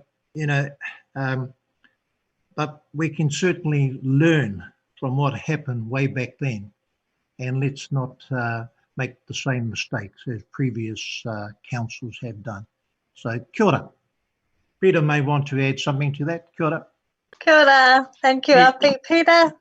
Yeah, I just said on it in regards to the infrastructure and whanganui because they have been supporting right throughout the motu. We went up to Tūwharetoa, we sent packs up there. Over in Heretaunga originally, we sent packs over there. So it's been just a huge infrastructure logistic project, but it's awesome because it's about feeding our whānau. So our full focus of our tai whenua has gone into feeding our people and other whānau. We've done the Pacific Island community, we've done MSD clients as well in the hotels. So we've covered a range. It hasn't only been our own whānau that we've been supporting. So we went right throughout, and anyone that needed kai, regardless of whether they were Maori or within our marae, we've gone through and supported that, which has been awesome for our whānau and our team. Hori, our chair, Tania, working on in that team, and our group of volunteers working with Te Kupinga Hauora and the deliveries. So yeah, no, just awesome to be a part of that and supporting our community. It's been great and a huge logistic exercise, and I suppose we're just getting to a point now when we've got to start pre-planning about, hey, you'll go down to level 3, moving forward. We look at potentially scaling that back and letting those key agencies taking a lead and moving that forward, because financially we're not in a position to sustain that over a long period of time, because the tai whenua originally used our resources and that to get up and running and supported our marae. So for all our tai whenua, because they've all been doing a wonderful job in supporting our whānau, and we've got great feedback back from whānau. I suppose what we have learned is around our databases and that, because obviously when you're delivering kai and someone's passed on, or we've taken a little bit of learning, so we're going through a exercise when we're getting more connected, I suppose, whether it's through Zoom or through telephone conversations. We've got a bigger network of whānau we're dealing with now, and that's great. That's learning we've taken. Let's update our databases, and then moving forward, how do we engage them more? So when we're working on these committees that we're working on now, or the committee, the Māori Standing Committee, we've got potentially a bigger audience that we can engage with. So positive moving forward. When we talk about getting Māori out to vote and all that, we can work, potentially we may be able to work with some of the whānau we've been working with that generally weren't on the radar. So it's been a good learning point for ourselves, I suppose. But yeah, no, just everyone's done a great job. And what things look like in the future, obviously it'd be interesting to see how we work as a committee going into the new environment we're going to be working with, and look at what we're doing now, Zoom. So obviously it's a new a change for us already, and then how do we move forward? That's what I'm quite interested in. How do we move forward, and how do we take the positives from the negatives and action that into a plan to support the community? Because businesses, we've been supporting Māori businesses, obviously through tourism. Our ahu whenua trusts have taken huge hits. They're in that tourism market, and we've been working with them about, hey, how do they work moving forward? Because that's huge income that they had in through tourism, through hunting, fishing, all those activities. So you look at all those land blocks, there's a big chunk of them. Now the income's gone down to zero. So what supports are in place for them to initiate their programs? And I know we're going to talk about pest control, and that's coming up in some of the reports, but all those initiatives that some of those trusts have done in the past, well, they're all looking at what they can do moving forward. So I suppose we're a member of the community, or those trusts that are members of the community that have substantial land holdings.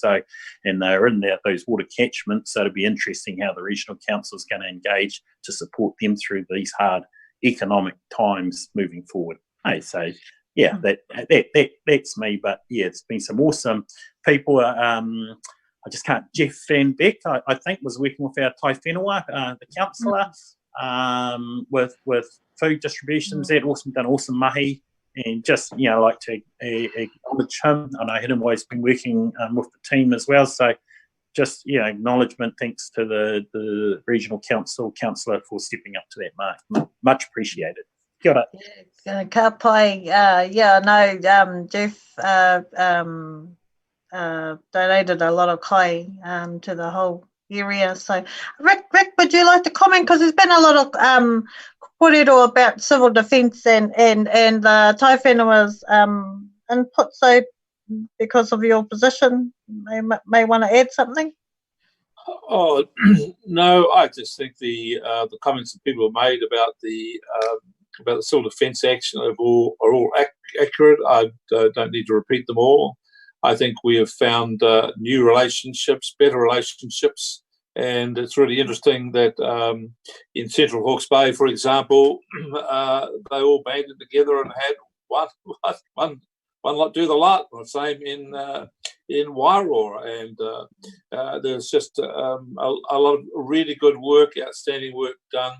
The community all drew together, and I hope, this is my faint hope, that having learned all of this about each other and how to work together so well, we remember this and we carry this into the future, not just on civil defence issues, but on other community issues. We see ourselves as one joined up community, because that's how it felt to me. I thought it's been simply outstanding. The only other thing I would add is that the discipline of New Zealanders is without peer. There's no country done better, in my view. Somebody is good, but when we were asked to by the team leader to do something, everybody saw the danger and said, "Yep, we'll do it," without hesitation. Yes, there was the odd nutcase around, but they are only there to prove the point. I just thought the discipline of New Zealanders was beyond compare, and it's respect from the community, the leadership. It's given, and it reminded me of one of my most cherished stories was during the Second World War, when the New Zealand division were on attack at Alamein. They got themselves to the wrong place. They got behind the German lines, but being Kiwis, they decided to go and do anything anyway, and they smashed the place to bits, giving Montgomery a fantastic victory. Montgomery was never heard about these New Zealanders, so he decided to go on a tour. As he's shown around the tour, he observed to Freiberg, the commander-in-chief of the New Zealand division. He said, "I noticed, sir," he said, "that your men don't salute their officers." To which Freiberg replied famously, "I find that if you wave, generally they'll wave back." And I always thought that's just who we are as a people, actually. We give leadership where it's respected. We respect leadership, but it's not a given. You have to earn it. And I thought both parts of this equation played it really well. The leadership and the people below. Outstanding performance. It's well done. And I think there's a saying of our people, mahi e te mahi. And it was all about manaki, aroha, and just generally looking after. And we looked after our people. Then we thought, well, what about our single parents, because they're struggling, but just all came together in this fantastic thing to watch. And at first we were worried because, like in Wairoa, predominantly Maori, the problems, especially health issues, were going to come from our people. And then we were finding, the rest of our community, some of them were falling through the cracks. And then there's creation of databases and relationships and structures that will help us moving forward. And the result is 2 days of 0 infections. So ka pai Aotearoa. So that can I have someone move that the Māori committee receives and notes te taki puti puata a takiwa. I'll move. Peter. Was Peter, and can I second it, please? Dr. Marker, and all in favour? Aye, against? No. Are you against anyway? Just a slow one from Waiheke there. Okay, kia ora. Move. Carried. If we just perhaps we're at core 10 to 12.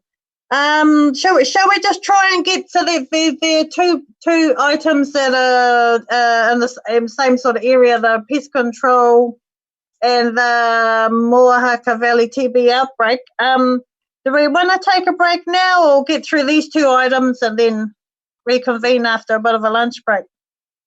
Get through. How say you?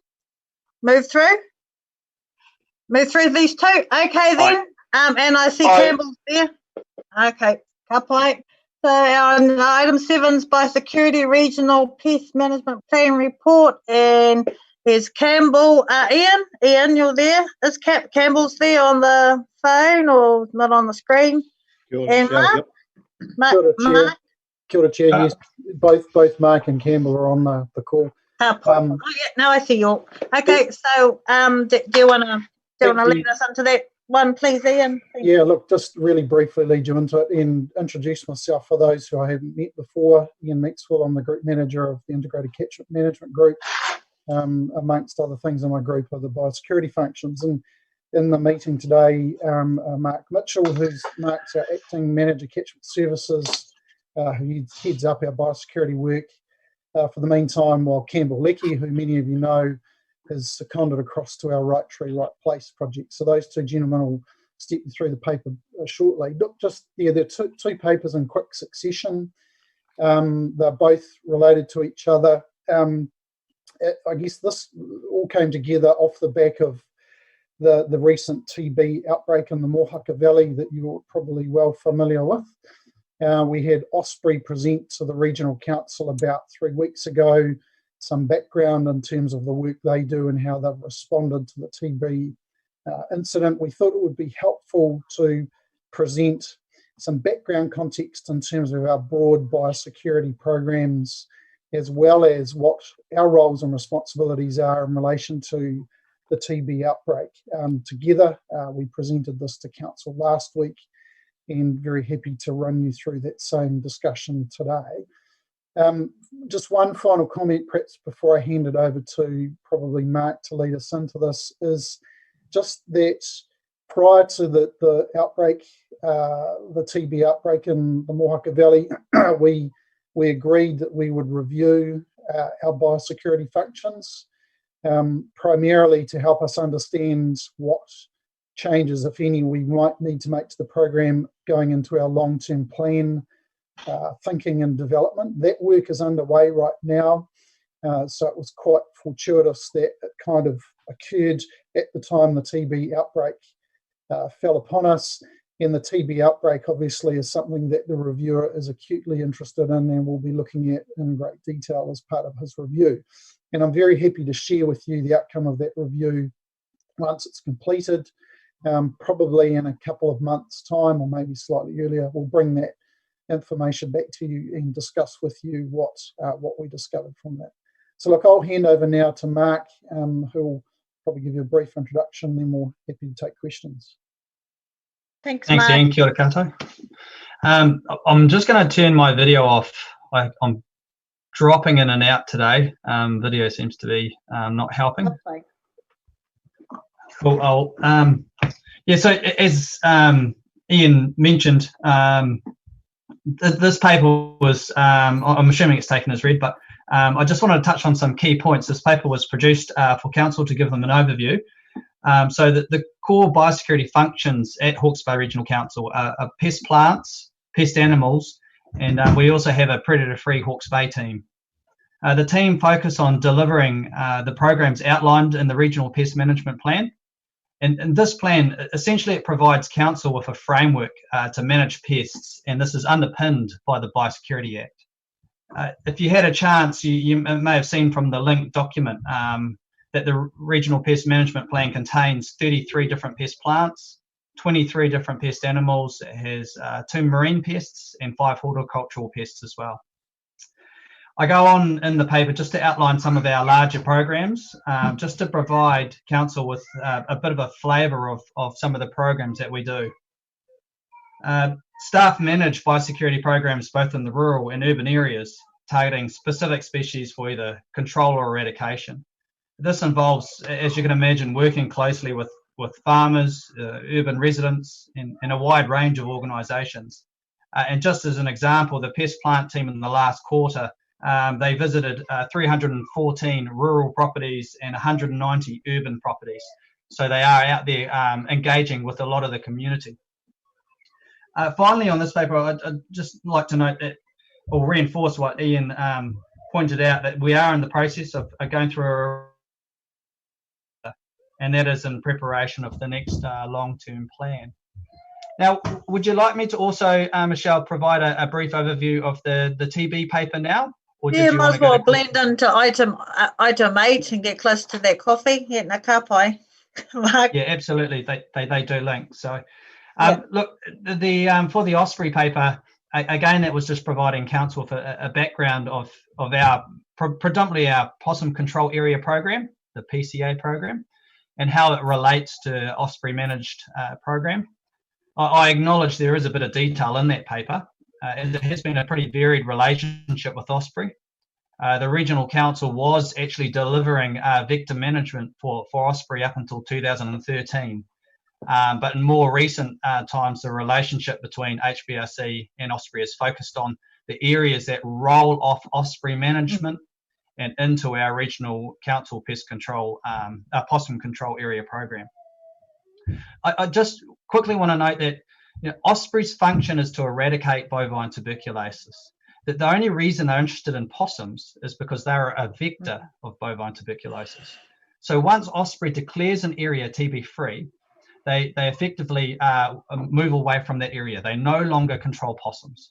Now, what's happening in other parts of New Zealand is those areas are left unmanaged and possum numbers revert back to what they once were. In our case, for Hawke's Bay, those areas are actually now being rolled over into our possum control area program, where Hawke's Bay Regional Council work with those landowners to make sure possums are managed to a low level. So just trying to provide a little bit of a distinction between Osprey's goals and the regional council's goals. The only other thing I'd add to this is this outbreak certainly caught regional council by surprise, and it did highlight the need for us to build strong relationships with Osprey. Ian is leading the charge with the CEO of Osprey, and the biosecurity staff are also continuing to engage with Osprey operational staff. Kia ora. Kia ora, Mark. And just to inform our committee, it was out of we've myself and Mike have had to engage in the extraordinary Hui Weekly with the regional council when it was just out of concern with the lockdown. I considered pest control was an essential service because I was concerned that, as Peter mentioned, there may be areas where, because we didn't know how long we were going to be in lockdown, would that give the government the go-ahead to drop 1080 where perhaps tangata whenua owned land didn't want it, especially the Mohaka forestry. Yeah, and that out of that we're given quite in-depth reports from the pest management team for regional council and Osprey, and understanding that it had been all handed over to Osprey, and once that clears up, then it goes back to our pest control. Mark or Ian, like when it was under the control of the regional council, one question I didn't ask, was it running Kotapai then? You know, were there any outbreaks or was it, are we over laden with them? You just broke out. I think you were asking whether we had TB outbreaks during our management, and I'll let Campbell answer that. He was the manager there at the time. Okay. Yeah, kia ora, Michelle. So look, we council managed the vector management program on behalf of what is now TB free, but was then the Animal Health Board for around about 17 or 18 years. And across the course of that time in the Hawke's Bay region, there were effectively TB outbreaks. But at the point that we transitioned and handed vector management back to them at their request, I think it was down to 3 or 4 herds at that stage across the entire region. So it was trending downwards the whole time. And then it actually got down to 0. And then, of course, we've had this issue crop up with an additional outbreak. Oh, okay. So you guys were doing all right prior to that. So, yeah, because now there's 12 herds, isn't there? 12 herds or something? Anyway, any questions? Yeah, I've got some in regards, because obviously it's Peter here. We submitted to the regional plan for put a submission in, and so if we're talking 2 different subjects, and I'll talk on both. One we submitted in regards to engaging Maori into their pest management plan, and it's good. I know James Lewis and that up in Mohaka Rauponga are doing an awesome job in working with Osprey to control measures in relation to Pahu several years ago, and Pahu where the whānau didn't want 1080 on their whenua. So obviously that implemented a process where land control's taken place, and I'm aware that they've been hitting their targets, and that's great. I suppose in regards to the submission we put forward to Hawke's Bay Regional Council, and it was about supporting Māori into their industry, and working with them. So it'd be great to see, what steps, or if any steps, or moving forward, how we move into that environment to support other contractors like James Lewis and what he's doing in that Mohaka Rauponga area. And some of the other areas. Could we talk about the Mohaka River, Taharatua, or Te Pahui, as in it comes under Te Whanganui Arotu. And then we've talked to whānau within that locality, dead against 1080, and they said they're going to protest. And I know the drop is planned, but I suppose around that consultation, and I think one of the members, I don't think he'll mind me mentioning his name, he was on the RPC several years ago, Mr. Baker. Obviously, he borders that land where they're going to drop that 1080, and obviously the Facebook comments that they've been getting for support against it is quite high. So I suppose when you're talking about mitigating risk, and that, maybe needs some more consultation. And that's your Pātaka Kai. We talked about at the start about Pātaka Kai and about how we support our whānau in the moana. Well, that's the same for our whānau that live in the whenua. If you're going to, and I know we're talking TB in that, but a lot of them hunt and they eat off that whenua. So, I don't know. I think there should be some more discussion with those whānau that live in those areas that's going to be affected.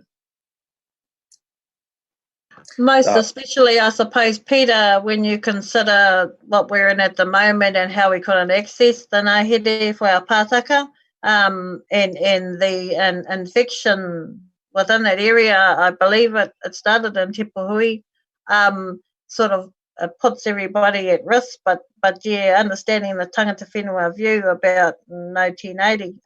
Any comments? Thanks, Ian. So, Chair, perhaps I'll just comment on the 1080 component of it, and then maybe Mark or Campbell could comment on Māori engagement in our biosecurity programs. Look, just so we're clear, also Regional Council doesn't apply 1080 across our region, so that's not something we are doing. I think, however, it's a really live conversation. Obviously, you'd be well aware of the pretty active social media campaigns and the PCE review of 1080. I think it's a topic that is going to continue to bubble away for a period of time, and it probably warrants a later discussion further down the track on the whole topic. But just to clarify, it's not a tool that we as a council use. It's certainly a tool that's being used for broader biosecurity measures either by Department of Conservation and or Osprey, but it's not something we're currently using. But look, I'll get Campbell or Mark to comment on the regional pest management strategy and or the way we engage with contractors. Okay. Campbell? Yeah, thanks. Thanks, Ian. And kia ora, Peter. Yes, we certainly work together on that kaupapa, and we are slowly working in that space. One of the areas we've been focusing on is biocontrol, and we've been working with Hapu and Iwi and with some of those releases. But what I might also get Campbell to do is just touch on the predator-free Hawke's Bay program, and just a few words on the cadetship they've formed with Rongamai Wahine. Yeah, look, so we've been, and not just as a result of that conversation we had with you, Peter, in the discussion around the regional pest plan, but certainly that sort of helps to focus your mind. We've been looking at how we can actually build capability and capacity in some of our hapu or iwi partners. And so the Whakatapu Mahia project, that's essentially a project funded by PF 2050 and other partners, including HBRC.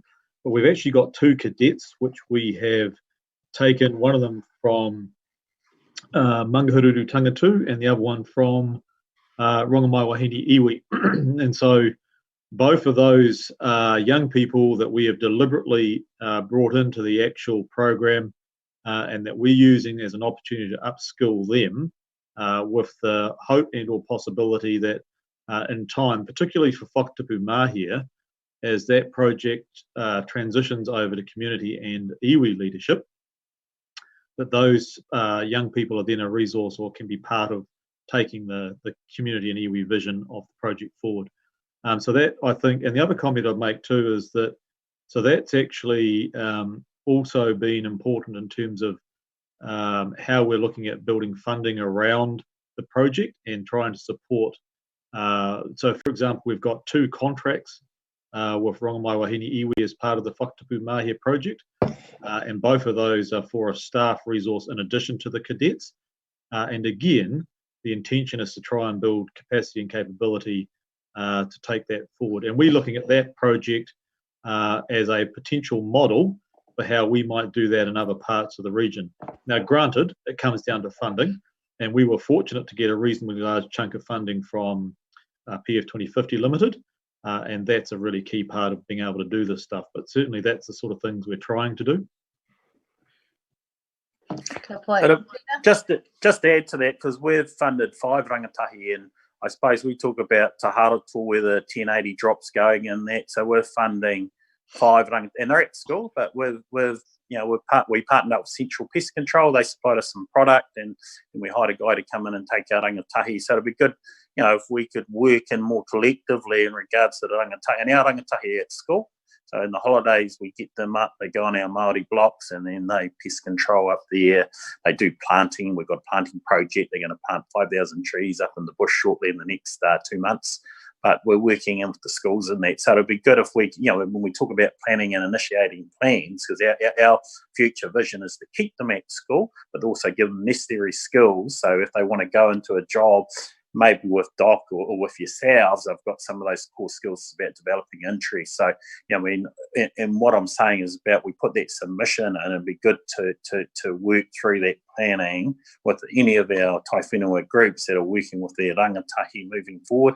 Doc's come in and gave us some 250, we 50-50 co-sponsored some 250 traps for stoke traps. So I've just put out 30 of those traps right on the top of the Ripia Valley. So what I'm saying, it'd be good if, that in your planning, or as we plan moving forward, the more people we can engage with Māori in those through the Tai Whenua would be great as projects moving forward. Yep, absolutely agree, Peter, and we're up for that. And so let's have a conversation separate for this on how we do that. Yep, that'll be great. And then just in regards to, I don't know with the 10-8, with that Mohaka area, because that is a controversial topic just in regards to the 1080. So, and I know individuals have spoken to us where they've had meetings, but like you're saying, with the regional council still involved and with the control measures, it's good to have the community, and I suppose that comes within our Te Whanganui Arotu boundary or rohi. So we need to actively advocate for our whānau that are raising concerns, otherwise we're not doing our mahi. So it may be reminiscent of me not to bring that up in this corridor. So in your corridor that you have Osprey, we need to try and work through a solution. And I know we're not going to please everyone, but we've got to raise the question, and our whānau are raising that question.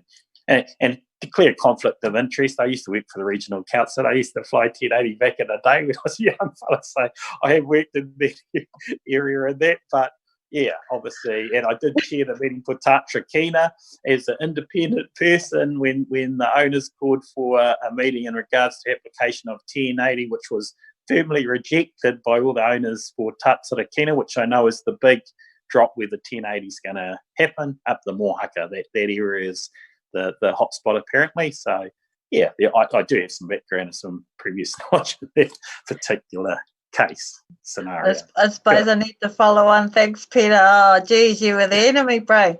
I see the light. Maybe Charlie might want to. Yeah, I'll get you later. Charlie might want to comment, but just to add. So Peter's talking about Lewis Pest Control. That's my brother, and so he's doing the pet land trapping in Mohaka Forestry. of which I note, when we looked at all the evictions, there was none in the Mohaka Forestry. And he has the RTC to, I think it's 0.5 or under the 4 anyway. And that's people power, tangata whenua. And he has that the mapping, the digital mapping that he does with Osprey. But yeah. So I think that needs to be noted, and that maybe that's why I'm moving over to Charlie to just comment. We're very anti P90. Charlie. Yeah, I think back in the day, it used to be the Animal Health Board responsibility. And every 5 years, they would come around and consult. And obviously, if you weren't the landowner, then you had a say, but whether it was taken into account was up to the landowner. But for 15 years, they went to meetings every 5 years and sat them and said no. And they said, thank you for your input. And then they went down and put 1080.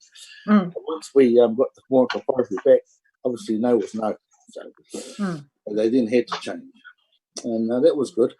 So just for you, Campbell, is like, what has the Animal Health Board morphed into nowadays? Is that Osprey? Yeah, Charlie, that's Osprey. So Osprey includes both TB-free, which is their vector control work under the National Bovine TB Strategy, and also the NATE, or the National Animal Identification Tech stuff. So before all the rates money used to go to Animal Health Board, did it? Or where does it go now? Or do we even get any rates money going to pest control? Or is it now all being paid for by the government? So for a large chunk of time, the TB rate was actually levied as a targeted rate on all properties over 4 hectares in the Hawke's Bay region, and that actually was paid for about 10% of the regional program that was funded here in the region, and the other 90% was funded by industry levies on the likes of deer and sheep and beef and dairy. That changed in around about 2014, 2015, I think, if I remember correctly. And basically, Osprey TB-free became responsible for funding the whole lot. And at that time, the targeted rate went back into a range of other initiatives across the broader council works program. Okay, so the targeted rate is what our ratepayers pay. And that, from what I can gather, that goes into subsidising pest control methods for people that go to farmers, buy some poison or whatever, and then that's how it's used. Yeah, so the targeted rate, so the way the pest control is funded now is most programs in the animal pest area are funded 70% targeted rate, 30% general rate, and that recognises that there's a broader benefit other than just the one that the landowner is going to get. And then that total funding pool is applied across a number of programs, some of which Mark's talked about in the report, but that includes rooks, it includes rabbits, it includes biodiversity work at site-specific stuff. It includes, Charlie, the funding you've talked about for the subsidy or incentive scheme at farmlands and other places like that for bait and traps and things. So it's applied across quite a wide range of biosecurity activities in the region. Cool, yeah, because that's not widely known amongst our ratepayers, how money's spent these days. Thanks, Charlie. Any other comments for our regional council staff? Ka pai. So I suppose we'll do each of the resolutions. I'll combine them.